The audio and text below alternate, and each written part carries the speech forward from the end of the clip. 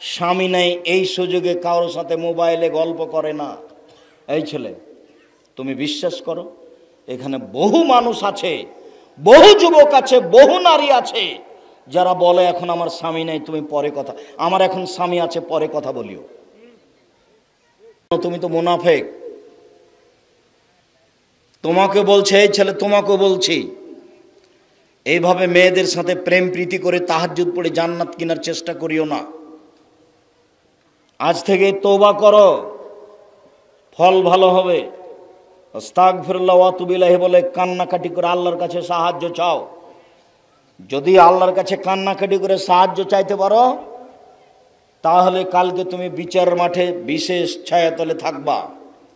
আল্লাহর নবী বলেন, যেদিন বিচার মাঠে কোনো ছায়া থাকবে না, সেদিন 7 শ্রেণীর মানুষ আল্লাহর বিশেষ ছায়াতলে থাকবে। তার একজন হচ্ছে যে সম্ভ্রান্ত পরিবারের সুন্দরী নারী, তাকে জেনার কথা বলল, তখনও বললে ইন্নী আখাফুল্লাহ, আমি আল্লাহকে ভয় করি। তুমি এরপর থেকে সে যদি রিং দিয়ে কথা বলতে চাই, তাহলে তুমি বলিও আমি আল্লাহকে ভয় করি, আমি তোমার সাথে কথা বলবো না। তুমি দুশ্চিন্তা ভোগ করিও না, বিচারের মাঠে তোমার জন্য বিশেষ ছায়া আছে। আরো আমি বলে রাখছি, এরকম পুরুষ নারীর জন্য জান্নাতুল মাওয়া আছে। আল্লাহ তাআলা বলেন, ওয়ানাহান নাফসা আনিল হাওয়া ফাইনাল জান্নাত হিয়াল মাওয়া, ফাইনাল জান্নাত হিয়াল মাওয়া। যারা অশ্লীল কাজ থেকে নিজেকে বিরত রাখতে পারে তার জন্য জান্নাতুল মাওয়া রয়েছে। যারা অশ্লীল কাজ থেকে বিরত রাখতে পারে নিজেকে, তাদের জন্য জান্নাতুল মাওয়া রয়েছে। এ কথা আল্লাহ তাআলা বলেন। অতএব আপনি আগিয়ে আসেন, আপনার জন্য ভালো হবে, এই কথাই ঠিক। সম্মানিত দিনী ভাই বোন, শাওবান রাদিয়াল্লাহু তাআলা আনহু বলেন, আমরা একদা আল্লাহ রাসূলকে জিজ্ঞাসা করলাম, আইয়ু মালিন ফানাত্তাখিজাহু, কোন সম্পদকে আমরা সঞ্চয় করে রাখবো, যাকাত লাগবে না। আল্লাহর নবী বলেন তো, সঞ্চিত সম্পদ কোনটি যাতে যাকাত লাগে না? তখন আল্লাহ রাসূল বললেন, সঞ্চিত সম্পদ 3টি। এক, লিসানুন জাকির, ওই জিহ্বা, যে জিহ্বা সুবহানাল্লাহ আলহামদুলিল্লাহ বলতে পারে। আজকে চাটাডুবি নাকি ওটা ইসলামপুর চাটাইডুবি, ওই মাদ্রাসাতে ওই খাতমে বুখারী ছিল, তো শেষের যেটা হাদিস, সে হাদিসটাতে একটা তাসবিহ আছে, সুবহানাল্লাহি ওয়া বিহামদিহি সুবহানাল্লাহিল আযীম। তো এইটা বিচারের মাঠে নেকির পাল্লাই সবচেয়ে ভারী হবে। তো ওর কোনো বার নাই, যে যা পারে। তো মুখে একটু বলতে শিখতে হবে। আজে বাজে কথা তো দিনরাত মুখে চলছে। দোকানে বসে তো আড্ডা পিটা সময় কাটাচ্ছেন, অথচ আমি আড্ডা পিটা হারাম বলেছি। যে আপনি দোকানে বসবেনই না, দোকানে আপনি যাবেনই না, জিনিস কিনতে গেছেন, কেনার সাথে সাথে ফিরে আসবেন, ওই সম্পদ সবচেয়ে উত্তম সম্পদ। যেই জিহ্বা আল্লাহকে ডাকতে পারে, এইটা মানুষের জীবনে সবচেয়ে দামি সম্পদ। 2, কালবুন শাকির, ওই অন্তর যে অল্পতে খুশি হতে পারে। যাক, এবছর আম যা হয়েছে হয়েছে আলহামদুলিল্লাহ, যাক এবছর আমের দাম যা পেয়েছি আলহামদুলিল্লাহ।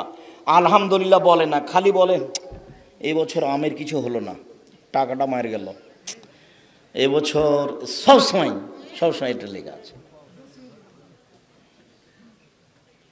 কোনো সময় সে আল্লাহর শুকরিয়া আদায় করতে পারে না।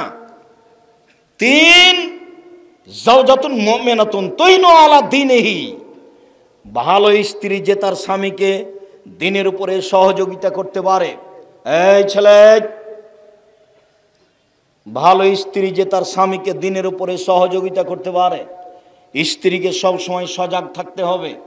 আজান হওয়ার সাথে সাথে স্বামীকে উঠাতে হবে, পানির ব্যবস্থা করে দিতে হবে, কাপড়ের ব্যবস্থা করে দিতে হবে, সলাতের কথা বলতে হবে, কোরআন তেলাওয়াতের কথা বলতে হবে।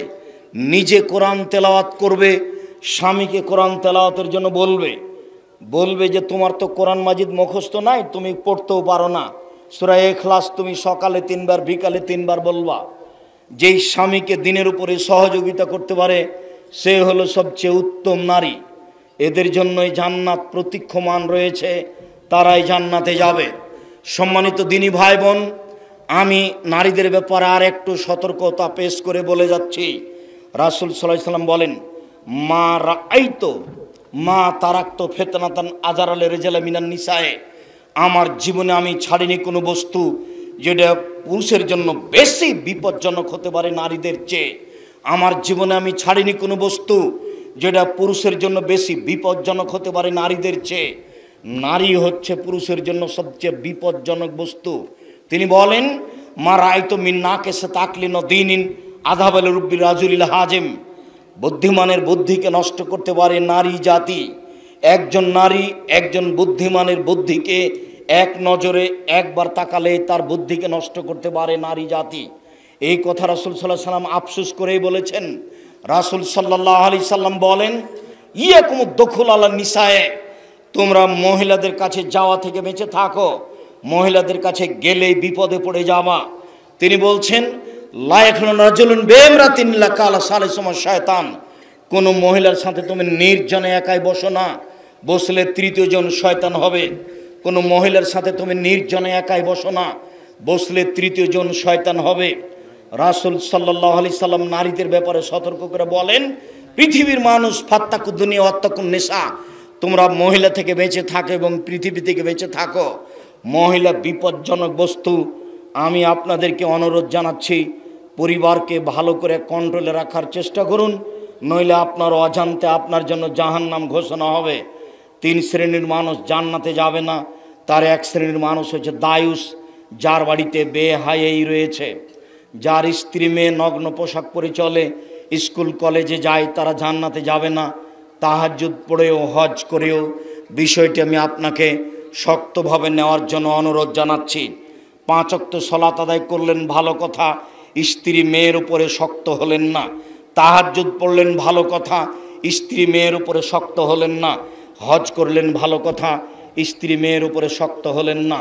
সম্মানিত দিনী ভাই বোন, আমি আপনাদেরকে পরকালের আশায় দিনের উপরে শক্ত হওয়ার জন্য বিশেষভাবে আমার দিনী বোনদেরকে আজ থেকেই, এখন থেকেই পর্দা করে স্বামীকে যথাযথভাবে মেনে চলার জন্য অনুরোধ জানাচ্ছি। কথার শেষে আপনাকে আমি একটা কথা বলে রাখছি, আমার মনে বড় স্বাদ, আমি এদেশের মাটিতে উন্নত মানের প্রতিষ্ঠান গড়ব ইনশাআল্লাহ। সেটাই জামিয়া সালাফিয়া ডাঙ্গিপাড়া পাওয়া রাজশাহী, সেটাই জামিয়া সালাফিয়া 6 মাইল বাবুগঞ্জ বরিশাল, সেটাই জামিয়া সালাফিয়া তেঘরা বিরল দিনাজপুর, সেটাই জামিয়া সালাফিয়া রূপগঞ্জ নারায়ণগঞ্জ ঢাকা। এই কয়েকটা প্রতিষ্ঠানে প্রায় 4000-এর বেশি ছাত্র পড়াশোনা করে। 300 জন এতিম থাকে, প্রায় 250 জন শিক্ষক শিক্ষিকা কর্মচারী রয়েছে, যাদের প্রতি মাসে বেতন আছে প্রায় 30 লক্ষ। আপনাকে আমি ওইটা টেনশন ভোগ করতে বলিনি, আমি বলছি আপনি একটু দোয়া করবেন, আল্লাহ তুমি জামিয়া সালাফে কবুল করো।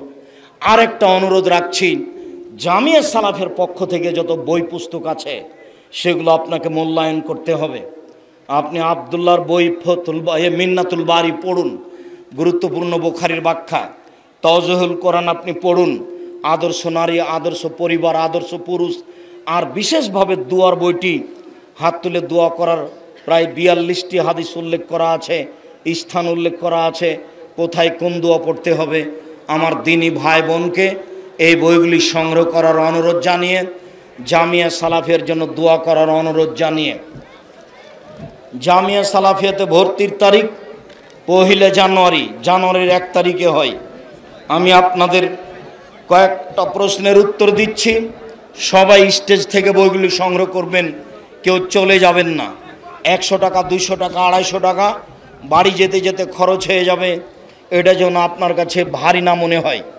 বিশেষভাবে দেখেন, আদর্শ পরিবার, আদর্শ নারী, আদর্শ পুরুষ, কে বড় ক্ষতিগ্রস্ত, কে বড় লাভবান, দুয়ার বই, এই বইগুলি আছে কি না। আবদুল্লাহর বই হাদিস মানতে বাধ্য, মিন্নাতুল বারি, এই বইগুলি। আর আজকের প্রোগ্রামটা মসজিদের উন্নয়নের জন্য, এখন দিবেন কখন দিবেন, অবশ্যই এই মসজিদ আর ওই মক্তবুল উপলক্ষে সহযোগিতা করবেন, আল্লাহ কবুল করুক, আল্লাহুম্মা আমিন। কয়েকটা জিজ্ঞাসা, স্টেজ থেকে বইগুলি নেবেন, আমার হাতের বাম দিকে আছে। আরও মাসিক আল ইতেসাম পত্রিকা, 50টা প্রশ্নের উত্তর আছে। 12 জন মুফতি মিলে এই ফতোয়া বের করা হয়। এটা হচ্ছে জাতীয় সম্পদ, জামিয়া সালাফের মুখপাত্র পত্রিকা। ওই 25-30 টাকার জন্য কেউ খালি হাতে যাবেন না। দিনী বোন ভাই যারা আছেন অবশ্যই স্টেজে এসে পত্রিকাগুলো নিয়ে যাবেন। আল্লাহ তৌফিক দান করুক, আল্লাহুম্মা আমিন। মৃত ব্যক্তির নিয়তে কোরআন খতম দেওয়া যাবে কি? জি না।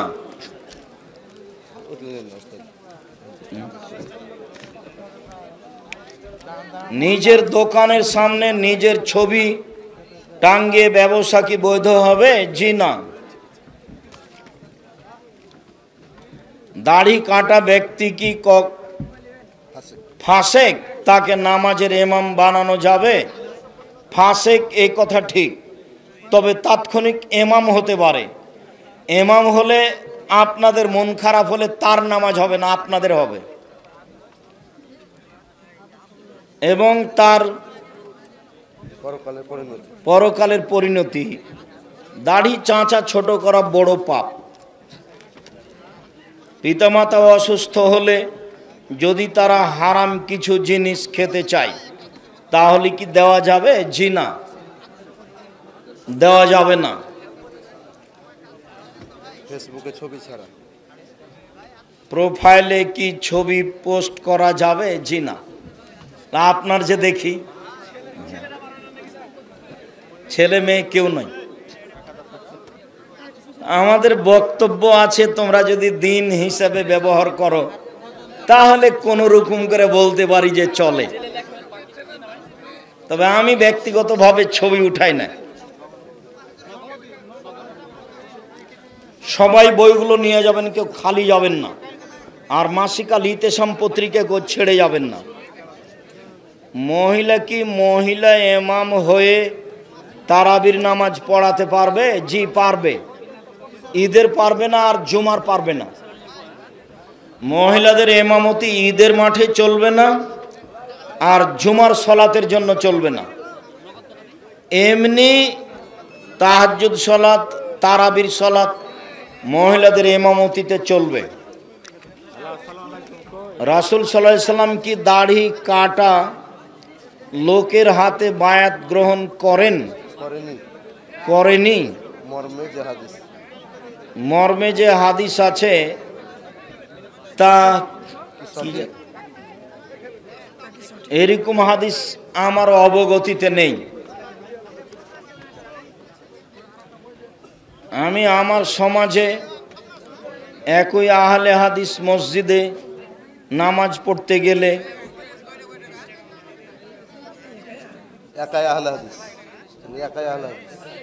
এক একজনে এক এক কথা বলে।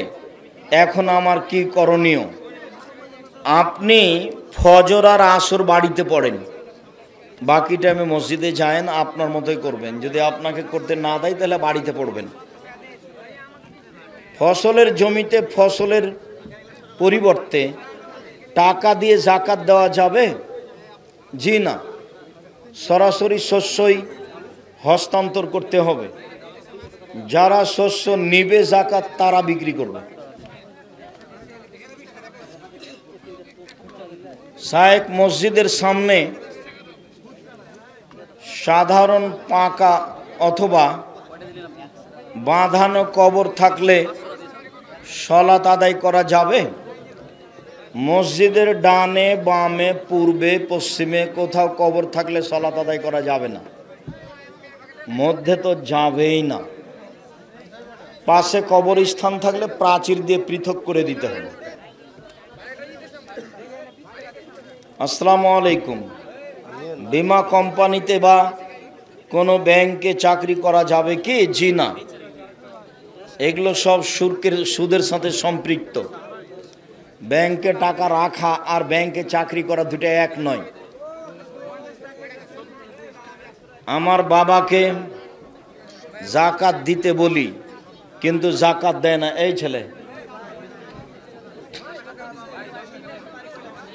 আমার বাবাকে জাকাত দিতে বলি কিন্তু জাকাত দেয় না। আমি কি পাপী হব? তুমি বলতে থাকো, ইনশাল্লাহ পাপী হব না। আর তুমি যখন টাকা পয়সার নিজে মালিক হয়ে যাবা তখন তোমারটার জাকাত দিও। আর তুমি তোমার বাপকে বলতে থাকো। তাকবীরে তাহরিমা বেঁধে সূরা ফাতিহা পড়া রুকু থেকে কি রাকাত গণ্য হবে? ফাতিহা ছাড়া? ফাতিহা ছাড়া। ও হ্যাঁ, রুকুই রাকাত। রুকুতে যদি আপনি যেতে পারেন তাহলে রাকাত হয়ে গেছে। তো আব্দুর রাজ্জাক সাহেব সূরা ফাতিহা পড়িনি যে, তো এটা পড়ার জায়গা নয়। এই জন্য আল্লাহর নবী রুকুকে রাকাতের মর্যাদা দিয়েছে, অতএব রুকুই রাকাত। কোন ইমাম চুল, দাড়ি এবং বুকের লোম কি এটা কলব করলে তার পিছনে সলাত আদায় করা যাবে? সলাত চলবে, করা হারাম, করা কাবিরা গুনাহ। মসজিদের মধ্যে চেয়ারে বসে সলাত আদায় করা যায়? পছন্দ নয়, নিরুপায় হয়ে করতে পারে। অনেক আলেমগণ বলেন যে জিহাদের জন্য ডাক দিবেন রাষ্ট্রীয় প্রধান, আর যদি রাষ্ট্রপ্রধান অত্যাচারী শাসক হয় তাহলে জিহাদের জন্য ডাক দিবেন কে? তুমি দাওয়াত দিতে থাকো, কে ডাক দিবে এইটা তোমাকে দায়িত্ব নিতে হবে না। দাওয়াত দিতে থাকো, যেদিন পরিবেশ আসবে সেদিন জিহাদ করিও, নইলে ঈসা আলাইহিস সালাম করবেন, এই ধৈর্যের পরিচয় দাও। তুমি কারো পাল্লাতে পড়ে মনে হয় এই কথা বলছো। মুসাফা করার সময় দোয়া পড়া যাবে? জি না। আসসালামু আলাইকুম, এটাই দোয়া। আসসালামু আলাইকুম। পৃথক হওয়ার পূর্বেই সব পাপ ক্ষমা হয়ে যাবে। করোনার জন্য মুসাফা করছে না, চেয়ারই রাখেনি। কি ব্যাংকের ম্যানেজার, আমি সালাম দিয়ে ঢুকে বলছি চেয়ারটা কোথায় ভাই আপনার সামনে? আমি চেয়ারই রাখিনি, মুসাফা করবে সেই জন্য। আল্লাহ নবী বলছেন মুসাফা করার পরে হাত দুটা পৃথক হলে কি হয়ে যাবে? দুইজনের পাপ ক্ষমা হয়ে যাবে। শরীয়ত কিভাবে মানুষের কাছে উল্টে গেছে। অজু করার সময় ঘাড় মাসে করা যাবে কি? জি না, ঘাড় মাসে করা বিদাত। হাতে মেহেদি দেওয়া যাবে কি? পুরুষের জন্য হাতে মেহেদি দেওয়া হারাম। মেয়েরা হাতে এবং পায়ে মেহেদি দিতে বাধ্য। ছেলেদের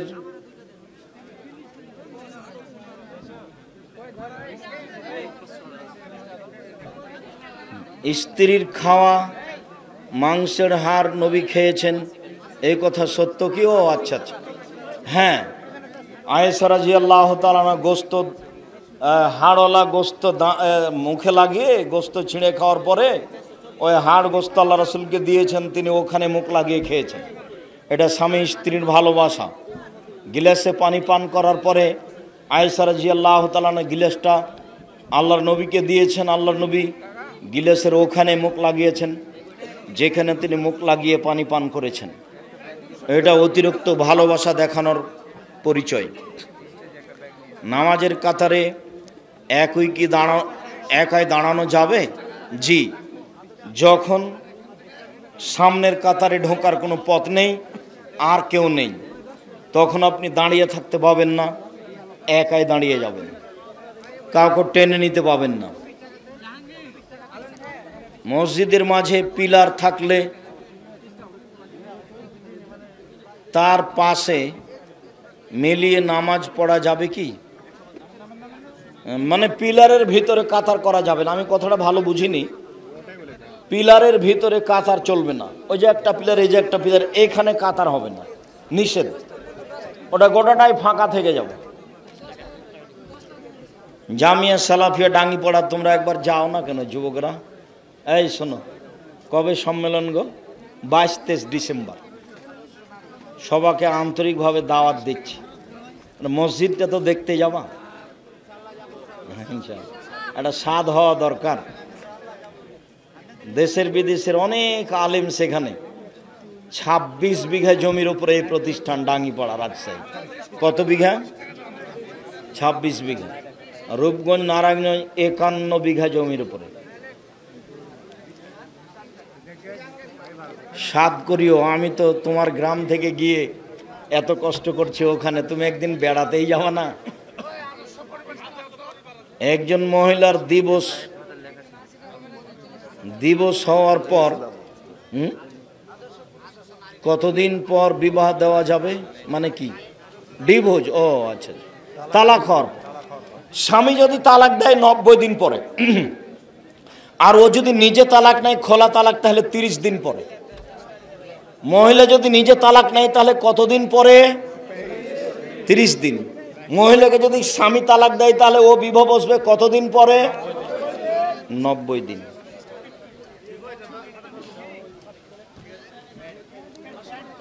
অজু অবস্থায় লজ্জায় স্থান দেখলে অজু নষ্ট হয়ে যায় কি? জি না।